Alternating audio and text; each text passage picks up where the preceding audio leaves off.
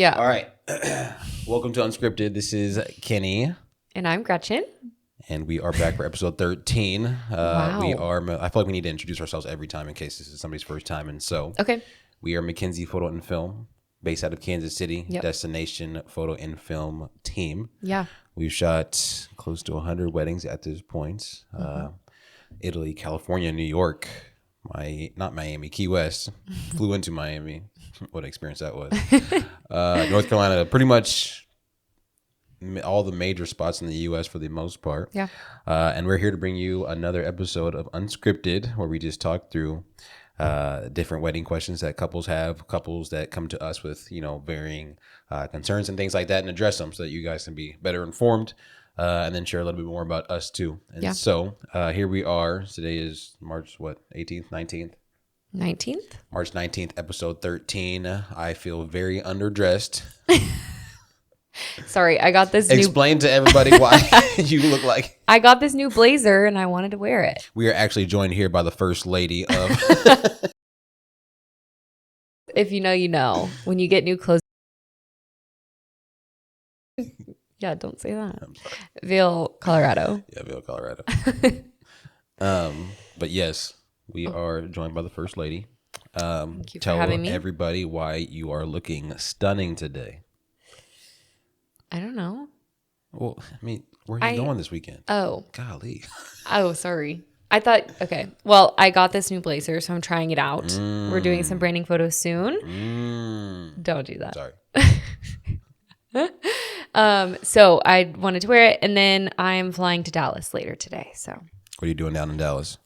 I am shooting a wedding with my bestie and cousin Lauren. Shout out to Lauren Wentz Photography. Yes. She's best. I'm second shooting for her, but it's also it's going to be 90 degrees in Dallas this weekend. So we're going to have a little girls weekend and have so much fun. 90 degrees in March. Yeah, it's crazy. Crazy. But I can't wait. I hope I burn to a crisp. I'm too pale right now. Oh my gosh, that is funny. So yeah, you head out later today. So she is all ready for the flight. We're in the midst of that. I'm probably going to put leggings on though. You are?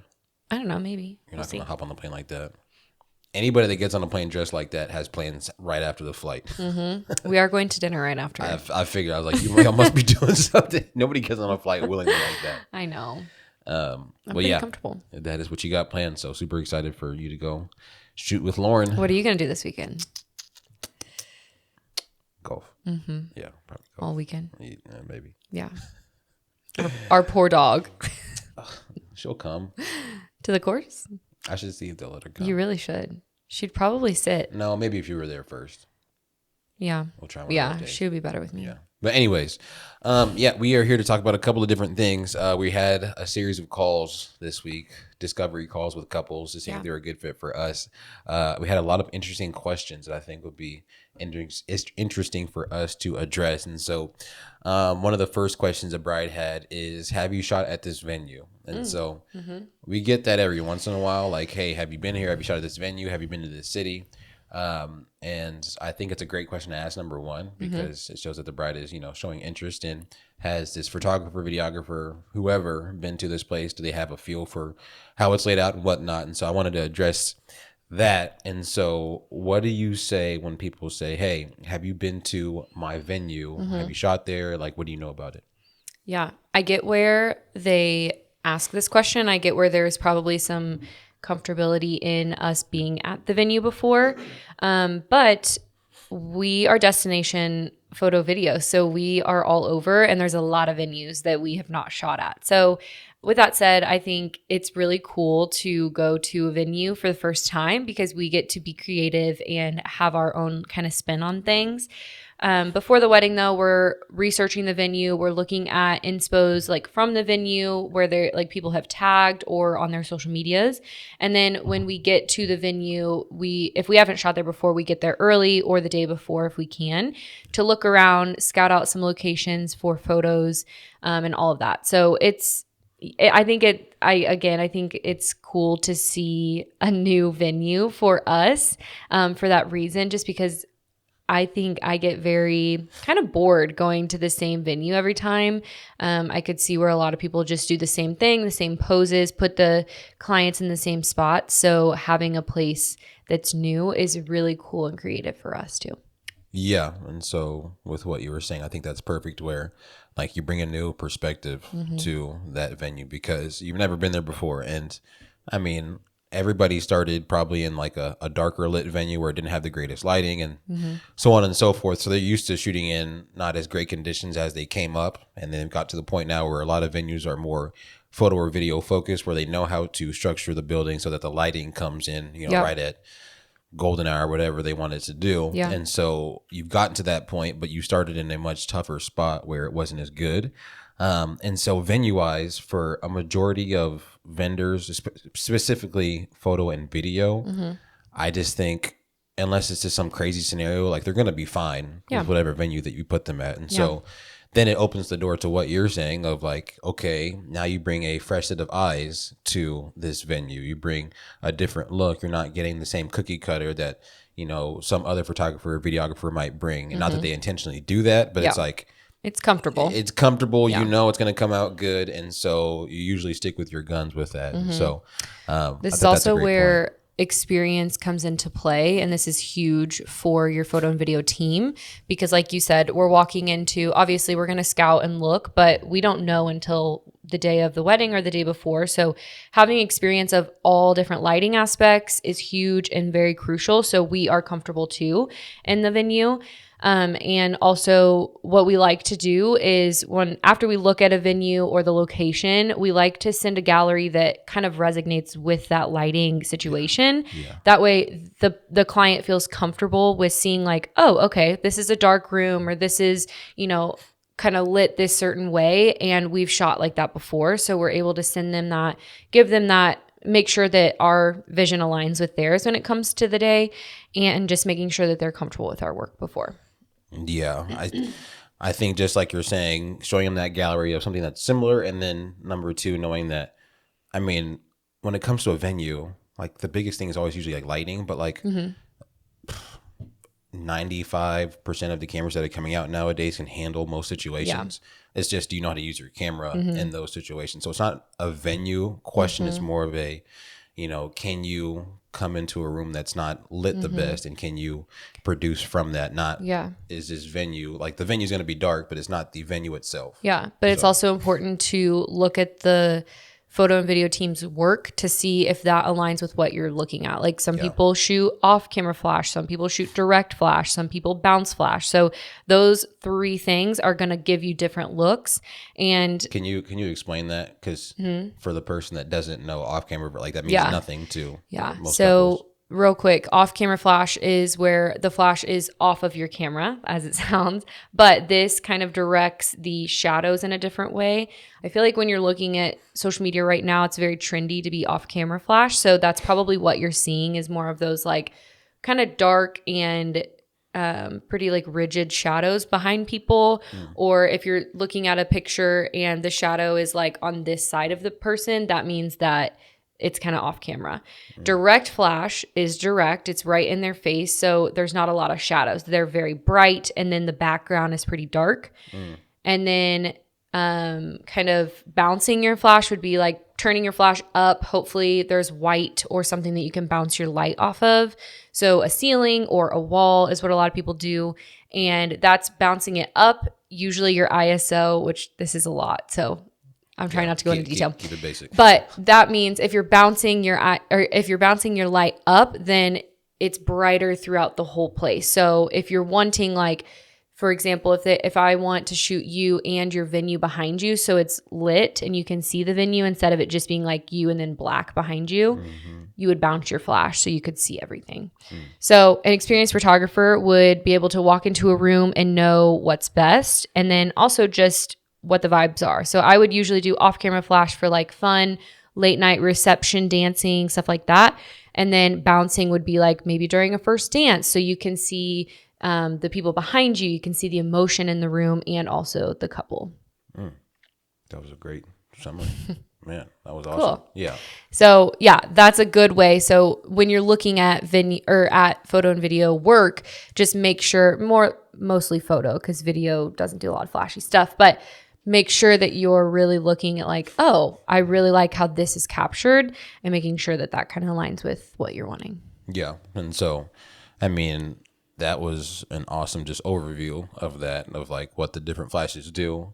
And specifically for couples, like what that looks like. Because I think that's more what they don't care if it's off on, if Yeah, it's on the they don't ceiling, care. on the ground. Like they'd be like, what does it look like? But I think that's an awesome point. And whether it's a venue or whether it's an outdoor venue or a beach wedding, like those all have different settings. And Yeah. so for the most part, the biggest thing again is lighting. But then there's particular venues like beach weddings are a little bit different, but for the most part, like you're saying, like that's what couples want to see is, Yeah. hey, like what does it look like when you are in a dark room? Like how do we look in that sense? Do we see the people? Do we not? Yeah.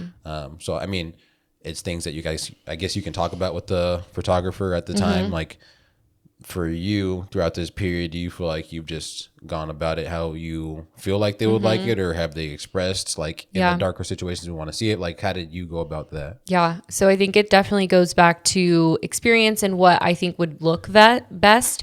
But this is why I like to look at inspo pics that clients send to us, because I'm able to be like, oh, this is like super trendy off camera flash look. Like, and if it is like that, then I'm able to put that in their gallery. So yes, at the end of the day, a lot of our clients are like, yeah, we trust you, do whatever looks best. So I'll do kind of a mix of all of it. Like I said, there's some intimate moments that I want to capture everyone and all the emotions in the room. So for that, I would do more either no flash or kind of bouncing my flash. That way I can get a lot of the emotion in the room. But it really just depends on what they like, what their inspo is. And then at the end of the day, just my expertise on the room and the day. So there you go. If you are worried about, because I think lighting is probably the biggest thing when it comes to venues and like space, but space regardless of who's like, we've all shot in small spaces versus large spaces. So we also just booked an interracial couple, and we're so excited to work with them. And it's also just really important for them and for us, for our work to show like true skin color and true to tone color. And that's super important. And I think that's also a big thing that you need to be asking your vendors, making sure that they're comfortable with that. We had to kind of have that conversation for our wedding and how it was going to be documented, because we wanted it to look like us and very true to tone. So that's another good example of like a good question to ask if you are a little concerned about that going into your day. yeah. And usually why couples are is because of that contrast between obviously the skin colors with a darker, complexion versus a lighter one. And then how do you balance that out? Yeah. So I feel like this is just a you podcast today, but when you're editing that out on the photo end, because on the video end, it looks a little bit different. But on the photo end, what does that look like for you when you have, like for us example, if we're both in a photo, we obviously are a little bit different. A little bit different. What does that look like when it comes to editing? Again, just really trying to stay true to the color. If people are using presets or some type of already kind of made up, preset,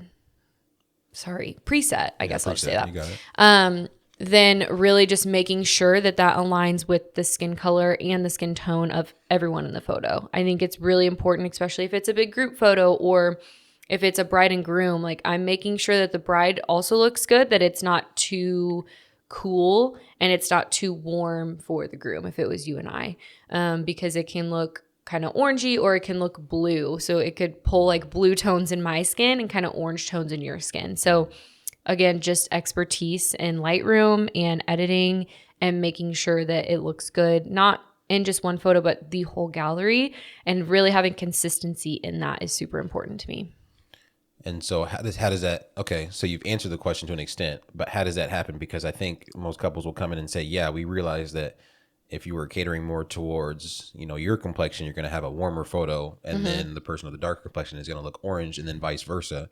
So how do you separate the two is what most people want to know, of like the bride needs to look natural to her skin complexion, and then the groom needs to look natural to him, or however you want to word it.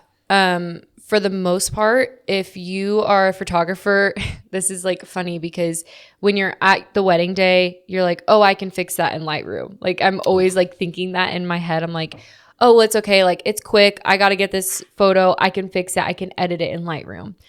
For this, it's really important to have settings good, flash good on wedding day. That way I really don't have to tweak it too much because, again, I want to keep it true to color. Yeah. So really knowing my settings, getting my settings right, taking a second to be like, hey, 1 second, I got to change something on my camera on the wedding day to make sure it stays true to color is a really big, important piece.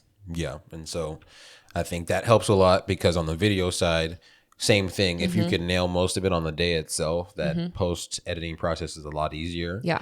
But in the event that you didn't for whatever reason, because things happen and sometimes your eyes is a little bit off for that day.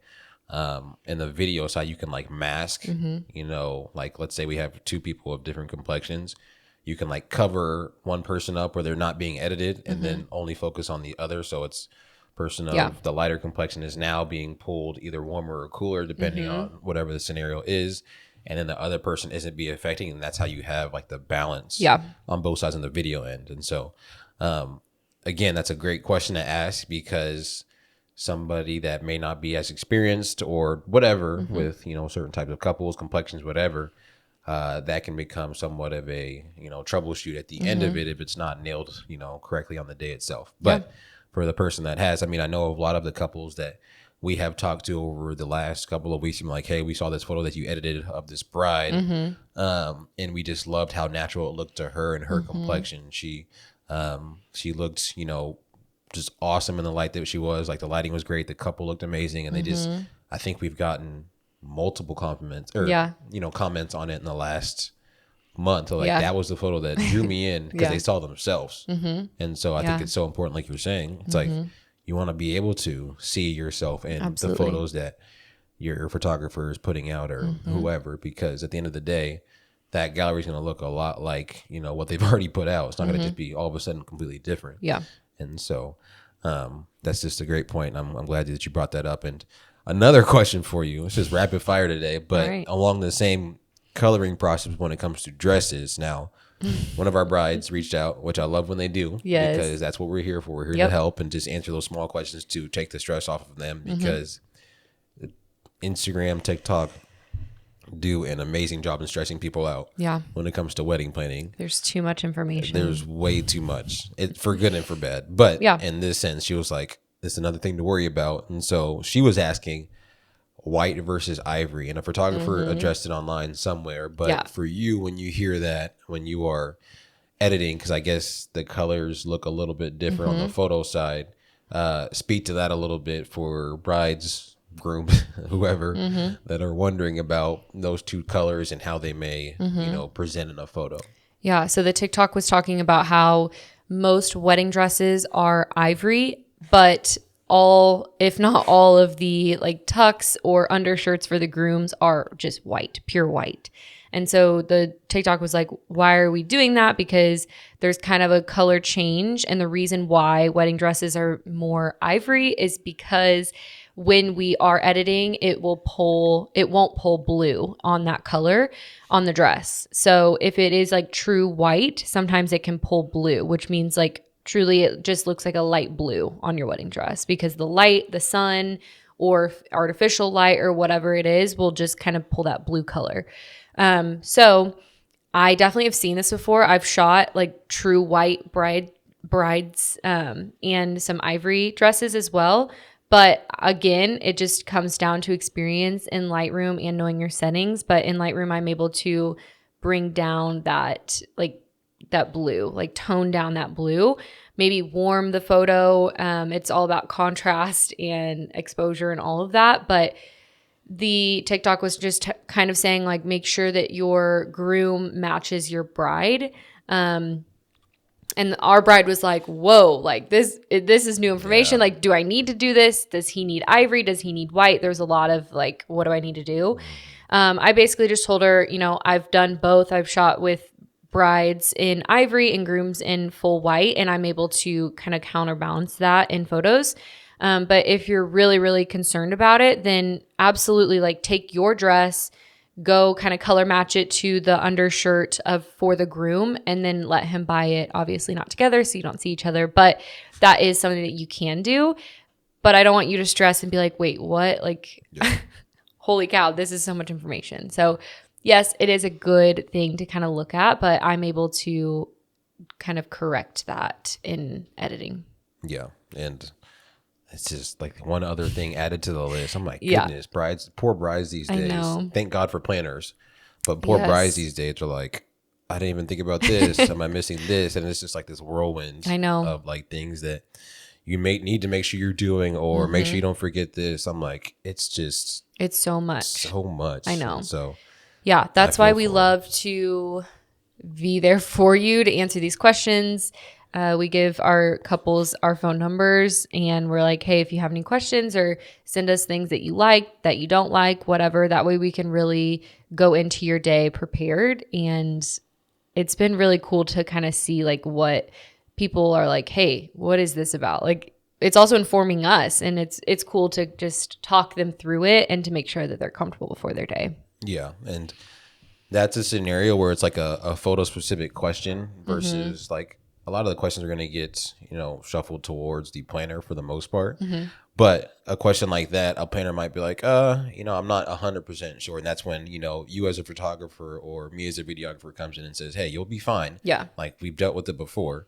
And so it's just a simple fix on the back end or, on the front end, like we talked about earlier, when it comes to complexions or dresses or things like that, because the planner is going to know how to put people in place. But then when it comes to like the minute details, like that's where everything you've said for the last 30 minutes almost, it comes into play, and it can be answered in a, 2-3 sentence text. Yeah. So that's why it's so valuable to have that connection piece, because again, that just takes the stress off of you. Like our biggest thing is we want you to be comfortable on your wedding day. And I think that starts even before the wedding itself. It's like, how were your stress levels leading up into the wedding day? Were you able to come into a day with some ease, or are you thinking all day about how your dress is, ivory or white or whatever? Like those little things are going to affect you on the wedding day. And so if we can ease that prior to it, that's going to give you that much better of a day. So a long-winded answer to say, don't get ivory, but no, do. I'm joking. It was a joke. Do whatever you want. Get whatever you want. You can do whatever you want.